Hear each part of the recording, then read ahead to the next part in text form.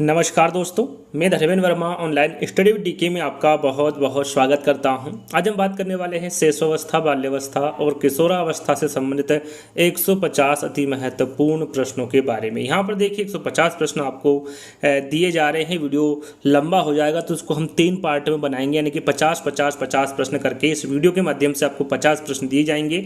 तो आपको स्किप नहीं करना है, वीडियो को पूरा देखना है और अंत में हमें जरूर बताना है कि आज का जो वीडियो है वो आपको कैसा लगा। आपने कोई से भी एग्जाम दी होगी या फिर दे रहे हैं तो शैशवावस्था, बाल्यावस्था और किशोरावस्था से संबंधित प्रश्न पूछे ही जाते हैं। तो आपको इसको कंप्लीट वॉच करना है और अंत में जरूर बताना है कि आज का जो वीडियो है वो आपको कैसा लगा। सबसे पहले आपको क्या करना है, वीडियो को लाइक करना है, शेयर करना है और चैनल को फटाक से सब्सक्राइब कर लेना है यदि आपको ऐसे ही और भी इंटरेस्टिंग वीडियो चाहिए तो यहाँ पर शुरुआत करते हैं। आज का पहला प्रश्न है, यहाँ पर आप आपका आकलन भी कर सकते हैं। शैशवावस्था होती है, जो शैशवावस्था होती है वो कब से कब तक की होती है? जन्म से 5 वर्ष तक की होती हैं, 6 से 12 वर्ष तक की होती हैं, या फिर 12 से 18 वर्ष तक की होती है, या फिर इनमें से कोई नहीं। तो शैशवावस्था जो होती है सभी को पता है, सिंपल सा प्रश्न है। जो शैशवावस्था होती है ये जन्म से 5 वर्ष तक की अवस्था होती है। 6 से 12 वर्ष तक की जो अवस्था होती है वो बाल्यावस्था होती है, और जो 12 से 18 वर्ष तक की अवस्था होती है वो किशोरावस्था होती है। तीनों अवस्थाओं के बारे में बता चुका हूँ, आगे भी ये प्रश्न आएगा। जैसे ही मैं प्रश्न पढ़ूँ उसके पहले ही आपको तुरंत आंसर दे देना है।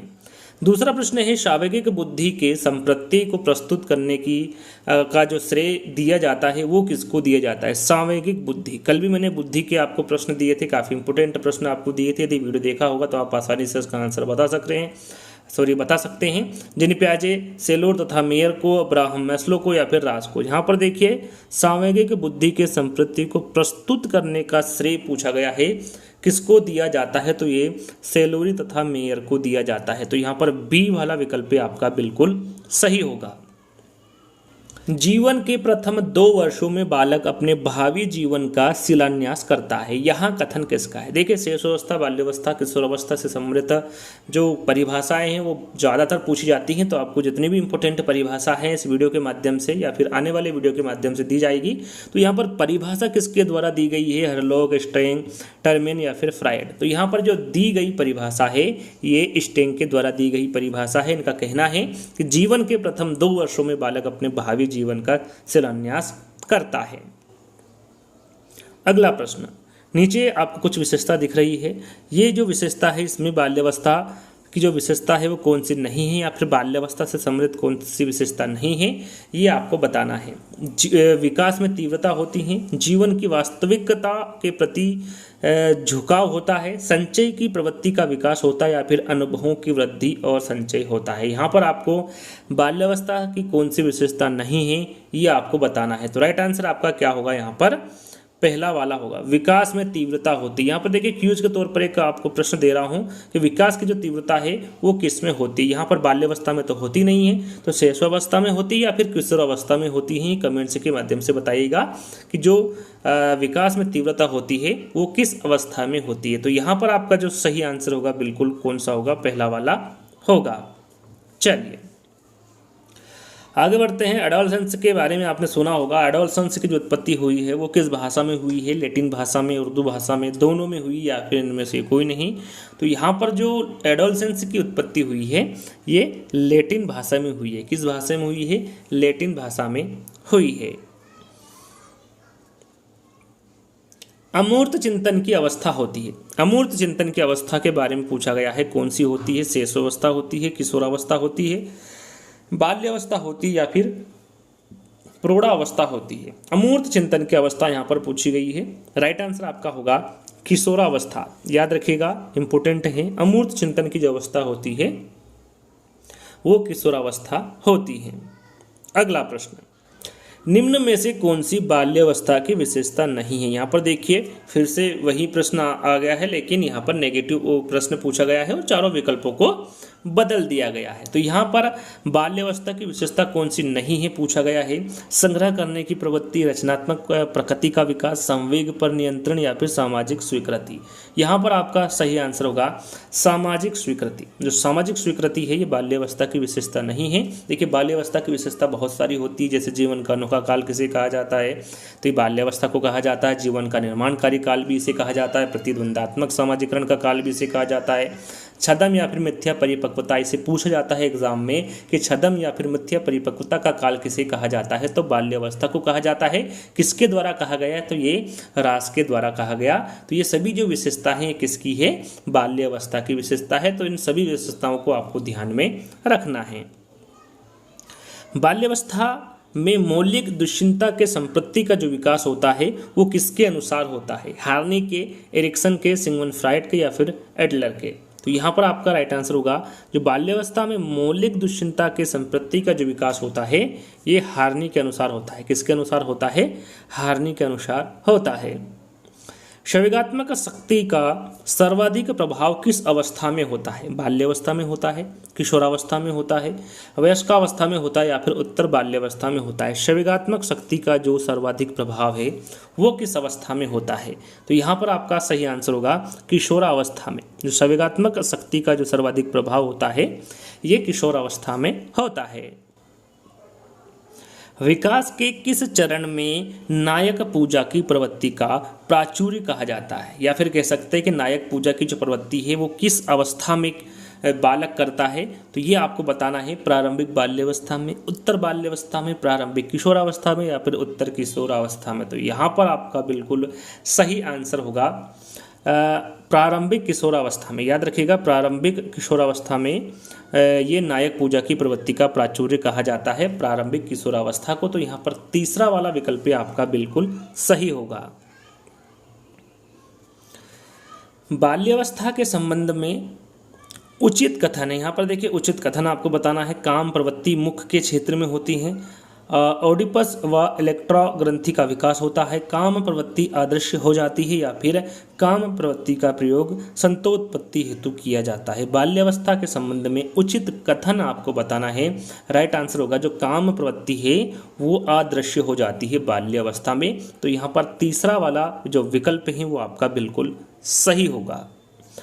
अगला प्रश्न है बाल्यावस्था को प्रतिद्वंदात्मक सामाजिकरण का काल कहा गया है। यहाँ पर देखिए थोड़ी देर पहले मैंने आपको बताया था प्रतिद्वंदात्मक सामाजिकरण का काल किस अवस्था को कहा जाता है, बाल्यावस्था को कहा जाता है। किसके द्वारा कहा गया, बर्ट के, ब्लेयर के, किलपैट्रिक के या फिर सिम्पसन के।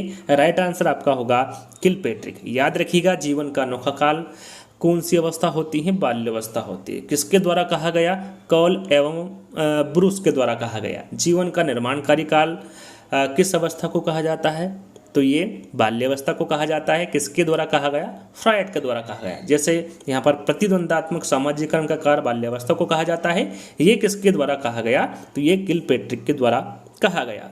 चलिए आगे बढ़ते हैं कि निम्न में से कौन सी पूर्व बाल्यावस्था की विशेषता नहीं है। यहाँ पर देखिए पूर्व बाल्यावस्था की विशेषता के बारे में पूछा गया है, कौन सी नहीं है। दल या फिर समूह में रहने की अवस्था, अनुकरण करने की अवस्था, प्रश्न करने की अवस्था या फिर खेलने की अवस्था। यहाँ पर पूर्व बाल्यावस्था के बारे में पूछा गया है। तो यहाँ पर देखिए पूर्व बाल्यावस्था की जो विशेषता होती हैं वो अनुकरण करने की अवस्था होती हैं, प्रश्न करने की अवस्था होती हैं और खेलने की अवस्था होती है।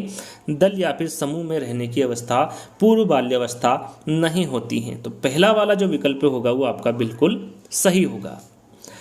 आगे बात करते हैं, अगला प्रश्न है ह्यूज और ह्यूज महोदय ने 4 से 7 वर्ष की अवस्था को किस नाम से संज्ञापित किया है। यहाँ पर देखिए 4 से 7 वर्ष की जो अवस्था होती है वो कौन सी अवस्था होती है, किसके अनुसार, ह्यूज और ह्यूज महोदय के अनुसार। शिशुअवस्था, किशोरावस्था, बेबी अवस्था या फिर उपरोक्त में से कोई नहीं।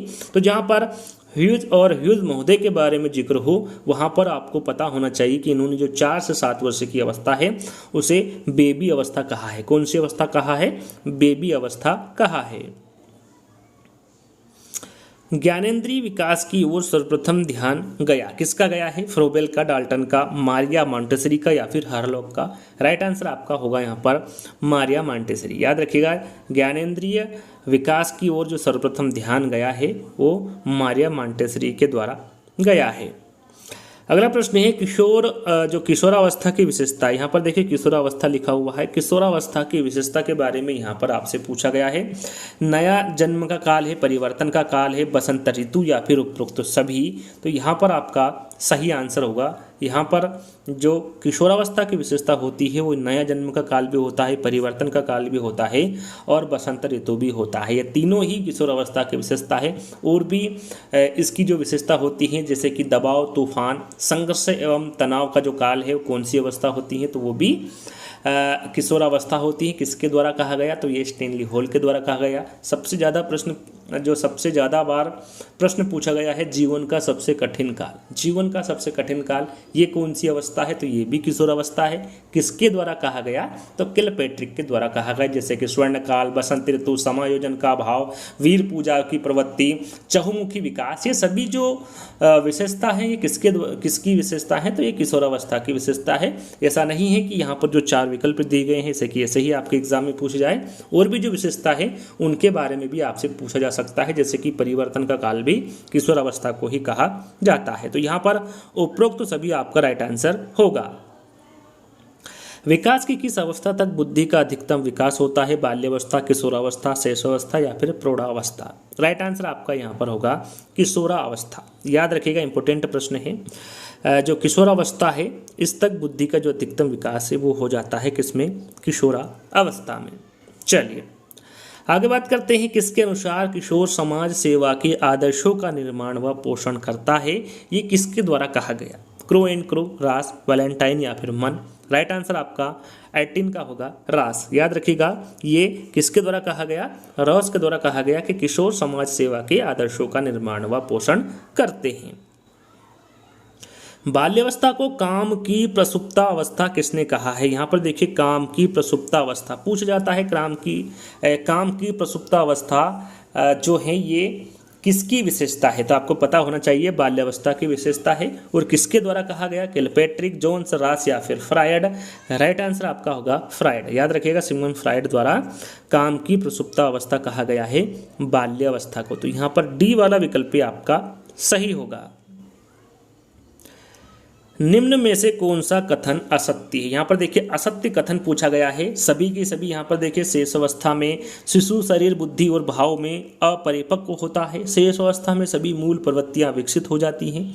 शेष अवस्था में अनुकरण की क्रिया द्वारा जल्दी सीखने का प्रयास करता है, या फिर शिशु में अनुकरण द्वारा सीखने की प्रत विद्यमान होती है। यहाँ पर कौन सा कथन असत्य है पूछा गया है, तो राइट आंसर आपका होगा यहाँ पर जो शेष अवस्था में सभी मूल प्रवृत्तियाँ विकसित हो जाती हैं। सभी मूल प्रवृत्तियां विकसित नहीं होती हैं। शेष अवस्था में कुछ मूल प्रवृत्तियां विकसित होती हैं, उसके बाद में धीरे धीरे कहने का मतलब है कि बाकी जो मूल प्रवृत्तियां हैं बाल्यावस्था में, किशोरावस्था में ऐसे धीरे धीरे विकसित होती हैं, ना कि शेष अवस्था में सभी मूल प्रवृत्तियां विकसित हो जाती हैं। तो बी वाला विकल्प आपका बिल्कुल सही होगा।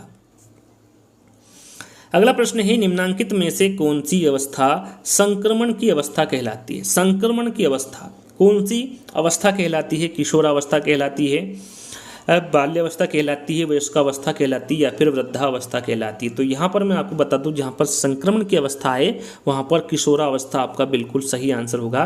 इसी को संक्रमण की अवस्था कहा जाता है, किशोरावस्था को। तो पहला वाला विकल्प आपका सही होगा। अगला प्रश्न है, प्राणी की वह स्थिति अथवा अवस्था जो व्यवहार को लक्ष्य की ओर निर्देशित करती है कहलाती, क्या कहलाती है, सीखना, स्मृति, संवेग या फिर प्रेरणा। यहाँ पर ध्यान देना है, प्राणी की वह स्थिति अथवा अवस्था जो व्यवहार को लक्ष्य की ओर निर्देशित करती कहलाती है, तो वो क्या कहलाती है, प्रेरणा कहलाती है। डी वाला विकल्प आपका बिल्कुल सही होगा। शैशवावस्था सीखने का आदर्श काल है, यहाँ कथन किसका है, काफी इंपोर्टेंट कथन है, एग्जाम में पूछा जाता है। शैशवावस्था सीखने का आदर्श काल है, ये किसके द्वारा कहा गया, स्ट्रेंग के, वैलेंटाइन के, गेशल के या फिर ब्रिजेस के। राइट आंसर आपका होगा यहाँ पर वैलेंटाइन के। शैशवावस्था सीखने का आदर्श काल है, ये वैलेंटाइन के द्वारा कहा गया। बाल्यावस्था में खेल की प्रवृत्ति होनी चाहिए, व्यक्तिगत होनी चाहिए, सामूहिक होनी चाहिए, दोनों होनी चाहिए या फिर इनमें से कोई नहीं। यहाँ पर बाल्यावस्था में पूछा गया है कि जो खेल की जो प्रकृति है वो किस प्रकार की होनी चाहिए। राइट आंसर होगा आपका सामूहिक, सामूहिकता होनी चाहिए बाल्यावस्था में खेल की प्रकृति, यहाँ पर व्यक्तिगत नहीं होती है। तो बी वाला विकल्प आपका बिल्कुल सही होगा। मनोसामाजिक सिद्धांत की परिश्रमहीनता अवस्था का काल है, यहाँ पर देखिए परिश्रमहीनता अवस्था का काल पूछा गया है मनोसामाजिक सिद्धांत के अनुसार। 0 से 2 वर्ष, 3 से 4 वर्ष, 5 से 6 वर्ष या फिर 7 से 12 वर्ष। यहाँ पर परिश्रमहीनता अवस्था के बारे में पूछा गया है। राइट आंसर आपका होगा 7 से 12 वर्ष। परिश्रमहीनता अवस्था का जो काल होता है मनोसामाजिक सिद्धांत के अनुसार वो 7 से 12 वर्ष तक का होता है। शेषावस्था के संबंध में उचित नहीं है। यहाँ पर देखिए शेषावस्था की कुछ विशेषता आपको दे रखी है और पूछा गया है कि इसमें से शेषावस्था की कौन सी विशेषता नहीं है। प्री लगने वाली अवस्था, टोली की आयु, पूर्व विद्यालयी अवस्था या फिर अतार्किक चिंतन की अवस्था। तो यहाँ पर प्री लगने वाली अवस्था, पूर्व विद्यालयी अवस्था और अतार्किक चिंतन की अवस्था, ये सभी शेषावस्था की विशेषता होती है, जैसे कि स्वार्थी का स्वकेंद्री होना, कल्पना जगत में विचरण, अजीबोगरीब अवस्था, खतरनाक काल, जो खतरनाक काल होता है जिसे हम अपीली काल भी कहते हैं, ये कौन सी अवस्था होती है? तो ये शेषावस्था ही होती है। किसके द्वारा कहा गया? यहाँ पर प्रश्न पूछा जाता है खतरनाक काल या फिर जो अपीली काल है ये किसके द्वारा कहा गया शेषावस्था को? तो ये हरलॉक के द्वारा कहा गया। जो अजीबोगरीब की अवस्था होती है वो भी शेषावस्था होती है। बक्की अवस्था, जो बक्की अवस्था होती है वो भी शेषावस्था ही होती है। साथ में मैं आपको बता दूं कुछ और अवस्था जो कि इंपॉर्टेंट है। जीवन का सबसे महत्वपूर्ण काल पूछा जाता है कि जीवन का सबसे महत्वपूर्ण काल कौन सा है? तो वो भी शेषावस्था ही। नैतिकता का अभाव, सीखने का आदर्श काल, भावी जीवन की आधारशिला, अनुकरण द्वारा सीखने की अवस्था, क्षणिक संवेग की अवस्था, सीखने का स्वर्ण काल, सामाजिक भावना का अभाव, ये सभी की सभी जो विशेषता मैंने आपको बताई है ये सभी की सभी शेषावस्था की ही विशेषता है जिनके बारे में आपको पता होना चाहिए। तो यहाँ पर शेषावस्था के संबंध में जो उचित नहीं है, जो विशेषता शेषावस्था की नहीं है वो टोली की आयु है। जो टोली की आयु है ये शेषावस्था की नहीं है। ये किसकी विशेषता है? तो ये बाल्यावस्था की विशेषता है टोली की आयु। तो यहाँ पर बी वाला विकल्प आपका सही होगा। बालक साधारण वस्तुओं में अंतर बता देता है। कितने वर्ष में? 3 वर्ष में, 7 वर्ष में, 11 वर्ष में या फिर 15 वर्ष में? राइट आंसर आपका होगा 7 वर्ष में। बालक साधारण जो वस्तुएं होती है उसमें अंतर 7 वर्ष में बता देता है। व्यक्ति का जितना भी मानसिक विकास होता है उसका आधा 3 वर्ष तक हो जाता है। यहाँ कथन दिया है। यहाँ पर पूछा गया है कि व्यक्ति का जो मानसिक विकास होता है वो 3 वर्ष में आधा हो जाता है। यह किसके द्वारा कहा गया? गुड एनफ के द्वारा, वाटसन के, वैलेंटाइन के या फिर सिगमंड फ्राइड के? राइट आंसर आपका होगा पहला वाला, गुड एनफ। गुड एनफ के द्वारा कहा गया कि व्यक्ति का जितना भी मानसिक विकास होता है उसका आधा 3 वर्ष तक हो जाता है। 7 से 12 वर्ष की अवस्था को कहा जाता है। यहाँ पर देखिए 25वें प्रश्न में मैंने शायद जिक्र किया था, इसके बारे में बता दिया था कि जो 7 से 12 वर्ष तक की अवस्था है उसे क्या कहा जाता है? अतार्किक चिंतन की अवस्था, तार्किक चिंतन की अवस्था, परिश्रमहीनता की अवस्था या फिर ज्ञानेंद्रीय अवस्था। तो यहाँ पर देखिए मैंने शुरू में आपको बताया था कि परिश्रमहीनता की जो अवस्था है वो कौन सी अवस्था है मनोसामाजिक सिद्धांत के अनुसार। तो मैंने आपको बताया था 7 से 12 वर्ष यानी कि परिश्रमहीनता की अवस्था ही आपका सही आंसर होगा। शायद मैंने ये आपको नहीं बताया था कि मनोसामाजिक सिद्धांत किसके द्वारा दिया गया है। तो ये एरिक्सन के द्वारा दिया गया है। किसके द्वारा? एरिक्सन के। एरिक्सन ने मनोसामाजिक विकास में कितनी अवस्थाएं बताई है? 8 अवस्थाएं बताई है, जिनमें से 4 आपके सामने हैं। यहाँ पर इनकी अवस्थाएं के बारे में पूछा जाता है, जैसे कि यहाँ पर पूछा गया है कि 7 से 12 वर्ष तक की जो अवस्था होती है उसे क्या कहा जाता है? तो उसे परिश्रमहीनता अवस्था कहा जाता है। ऐसे 8 प्रकार की इन्होंने अवस्था बताई, जैसे कि विश्वास बनाम अविश्वास, स्वायत्तता बनाम लज्जाशीलता, पहल शक्ति बनाम दोषिता, परिश्रम बनाम हीनता, अभिज्ञान बनाम भूमिका। ऐसे इन्होंने 8 अवस्थाएं दी है जिनके बारे में आपको पता होना चाहिए और कौन सी विशेषता कब से कब तक की होती हैं इसके बारे में भी आपको जानकारी होना चाहिए। थोड़ा सा इसके बारे में पढ़ लीजिएगा। यहाँ पर मैं इसकी डिटेल बताने लगा तो ज़्यादा समय हो जाएगा। तो आने वाले वीडियो मैंने कि एरिक्सन का जो एक वीडियो में प्रॉपरली लाऊंगा उसमें इन सभी का जिक्र कर दूंगा, अच्छे से आपको समझा दूंगा। तो यहाँ पर देखिए अगला प्रश्न है कि निम्न में से कौन सी अवधि यौनारंभ जिसे एज ऑफ प्यूबर्टी कहते हैं ये कौन सी अवस्था कहलाती है? कब से कब तक की अवस्था कहलाती है? 6 से 9 वर्ष, 13 से 16 वर्ष, 17 से 19 वर्ष या फिर 10 से 12 वर्ष? तो यहाँ पर आपका सही आंसर होगा 13 से 16 वर्ष। याद रखिएगा यौनारंभ या फिर एज ऑफ प्यूबर्टी के बारे में पूछे कि जो ये अवधि होती हैं ये 13 से 16 वर्ष तक की होती हैं। मनोवैज्ञानिक द्वारा निम्नांकित में से किसे गंदी अवस्था कहा जाता है? यहाँ पर देखिए गंदी अवस्था किस अवस्था की विशेषता है पूछा गया है। गंदी अवस्था किसे कहा जाता है? शेष अवस्था को, बाल्य अवस्था को, किशोरावस्था को या फिर युवा अवस्था को? राइट आंसर आपका होगा यहाँ पर बाल्य अवस्था को। याद रखिएगा गंदी अवस्था, चुस्ती की आयु, सारस अवस्था, प्रारंभिक विद्यालय की आयु, समूह दल टोली की आयु, खेल की आयु, ये सब किसे कहा जाता है? ये सब बाल्य अवस्था को कहा जाता है। तो यहाँ पर बी वाला विकल्प आपका सही होगा। बच्चा किस उम्र में भाषा की समझ दिखाना शुरू कर देता है? जन्म से ही, 3 महीने पर, 6 महीने पर या फिर 9 महीने पर? राइट आंसर आपका होगा यहाँ पर 6 महीने पर। बच्चा 6 महीने की जो उम्र होती है उसमें भाषा की समझ दिखाना शुरू कर देता है। निम्नलिखित में से कौन सी विशेषता किशोरावस्था की? यहाँ पर देखिए किशोरावस्था की विशेषता आपको बतानी है। वैसे तो मैं बहुत सारी विशेषता आपको बता चुका हूँ, यहाँ पर जिक्र करने की आवश्यकता नहीं है। आपको पता होगा जीवन का अनोखा काल, अपीली काल, जीवन का महत्वपूर्ण काल या फिर जीवन का सबसे कठिन काल। किशोरावस्था की कौन सी विशेषता है इसके बारे में आपको बताना है। तो यहाँ पर जीवन का सबसे कठिन काल, मैंने आपको बताया था कि जीवन का सबसे कठिन काल किसे कहा जाता है?